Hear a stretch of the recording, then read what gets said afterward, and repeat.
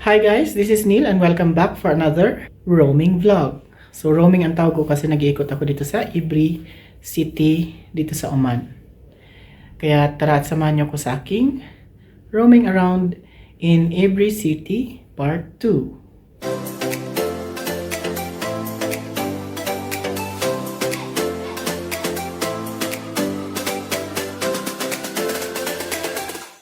So, yung destination ko to this vlog ay papunta dun sa isa pang fort, which is, ang name niya is Al Sulay Fort, at saka yung wadi na malapit din doon, and yung sandy area. So, bago yun, check muna natin yung weather. So, yung weather, bago tayo pumunta doon, tignan natin. So, kasi sabi, may rain daw. Still, as usual, maliwanag pa rin naman. At mataas ang sikat ng araw. See, yan siya guys. So kaya naman, magbubuk muna ako ng taxi again para makarating doon.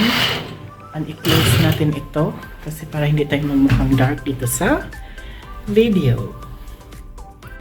So ayun, nakapag-book na ako ng taxi via manual calling kasi yung driver na naghatid kanina sa akin doon papunta ng forts dito sa northern area ng Ibri, yun din ang tinawagan ko ngayon dahil nga walang available na taxi sa online app, both ng Taxi F and O-Taxi. So lagay natin dito yung mga applications na yan.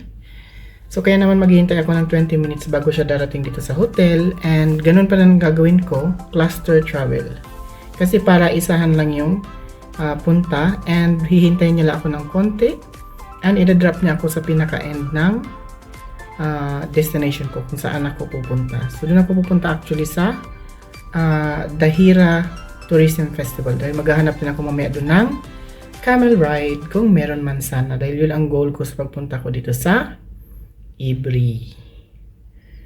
So hintay-hintay muna ng konti, then start na ulit ng aking roaming around journey dito sa Ibri City of Oman. Yung governorate niya is Al Dahira Governorate. Malapit ito sa Buraimi, malapit sa border. So ayan, after waiting for some time, dumating na rin siya and mag 4 PM na dito. And ako'y bababa na to start my second roaming session. So ayan, bago ako bababa, ayusin mo na lahat.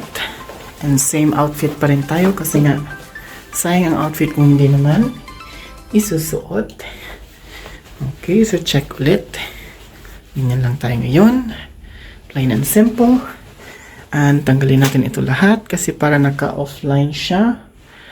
And yan ang room.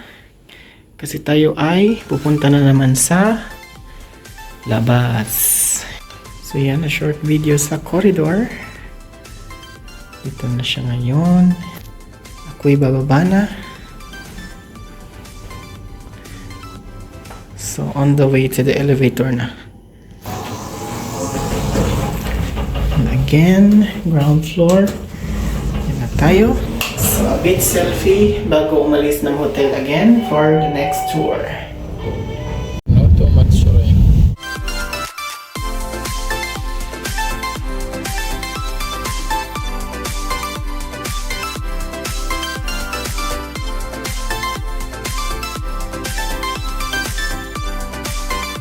Maybe tomorrow you come in Wadi. Okay, there's the wadi. Wadi is dry today. You rain come too So much. this is the wadi in the destination attraction, and it came like this only now. The fort is closed. It's fine. It's the fort now. So ito na yung Al Sulay Fort, nakasara, kaya mag-take na lang ako ng picture. And makulimlim na rin kasi. Ito naman yung sa wadi sa side niya. So normally water goes up like this? Water goes more than that? So ito daw yung parang ano niya sa baha. Kaya siya naging ganyan. And take ko lang ng picture dito. Yung fort. Tayo sa kabilang side.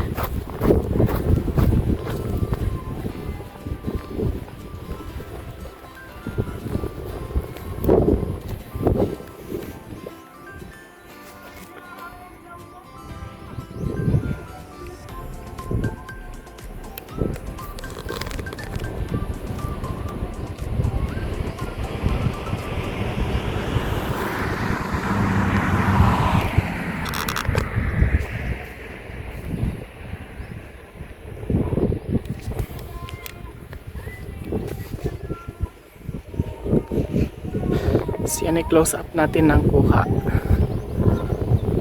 So yun yung gate niya, pero yun nga close siya. So ganito lang, konting tingin-tingin kasi hindi tayo pwedeng pumasok sa loob.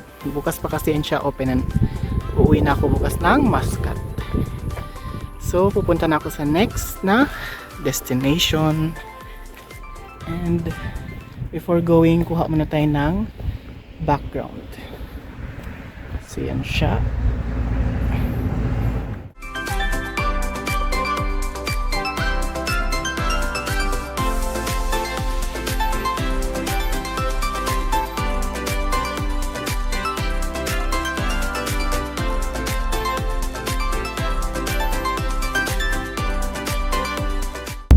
Because this is my first time seeing the mountain up close, no? Never see this one. I like the landscape.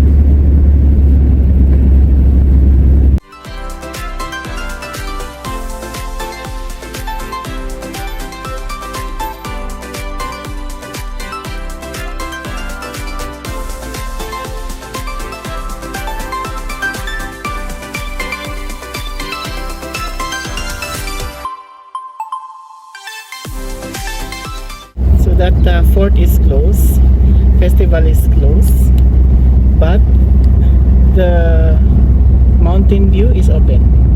So yan, dito kami sa taas ng bundok. Ayan ang view ng Ibre City. So close up natin. Andun yung hotel kung saan ako nag-stay.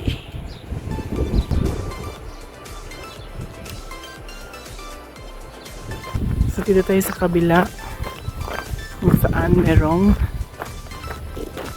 yes, there is the I Love Ibre.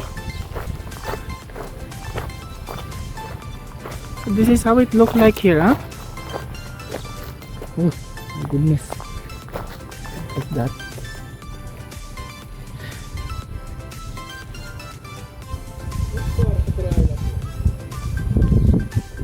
View.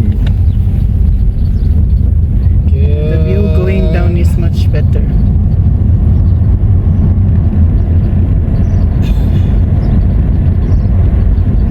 Nice, really nice. Who would know that Ibre is like this beautiful? But now rain is coming, huh?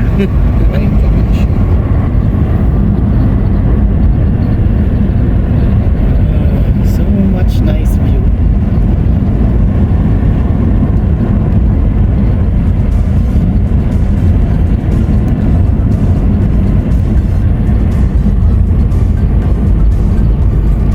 So yan, nandito na ako sa hotel. So ayan siya. Kasi makulimlim ang panahon at naka-close kasi yung festival. Hindi na pala nag-ooperate. Hindi lang na-update dun sa website nila. So dito na lang ako nag-ikot-ikot and nag-check ako sa restaurant. So kaya naman, i-end ko na yung aking roaming around vlog na part 2 dito sa side ng hotel.